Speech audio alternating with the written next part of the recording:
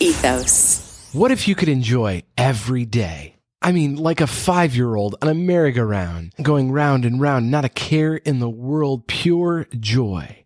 Finding enjoyment like that in your everyday is possible. I believe you can and should have that kind of happiness, and it'll make the world a better place. I'm Paul Goldsmith, a creative coach and entrepreneur, and you're listening to the Creative Coach Cast.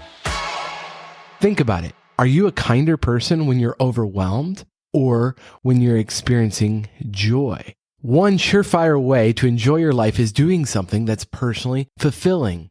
The only requirement is it's meaningful to you, something that inspires you and takes considerable effort to accomplish.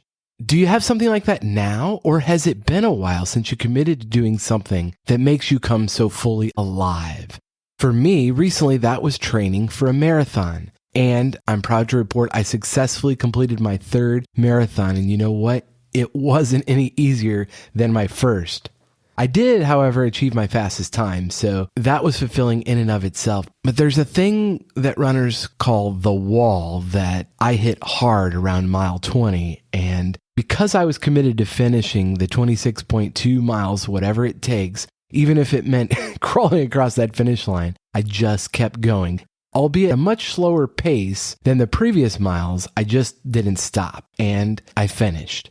And let me tell you, it feels so good to do something so challenging. Incidentally, that challenge took months and months of training. It required creating margin in my days and weeks to do those training runs, and those runs were life-giving. They were a break from work to clear my head, and I love my job.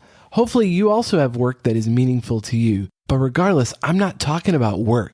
You are more than your job, and so maybe it's been a while since you've had a personal challenge of your own creation. It's never too late to start where you are. Just take the next simple step. If you don't know what challenge you want to commit to, that's okay. Your next simple step is to make a list of 20 things you enjoy or maybe used to enjoy doing. Go ahead, you can pause the podcast right now, grab a pen and paper and write down as quickly as you can 20 things that bring you enjoyment. And do it fast before your internal censor has time to shut you down, to tell you it's childish or you don't have enough time. Just write down those 20 things. For you, it might be playing an instrument, doing stand-up comedy, I don't know, rock climbing, whatever it is, nothing's too silly. The only requirement is it brings you joy. You don't have to show your list to anyone else, just write it down. And after you have those 20 things, circle the 3 that jump off the page and give you the most excitement. Once you have your top 3, picture yourself a year from now. Which activity will you feel the most pride in having pursued?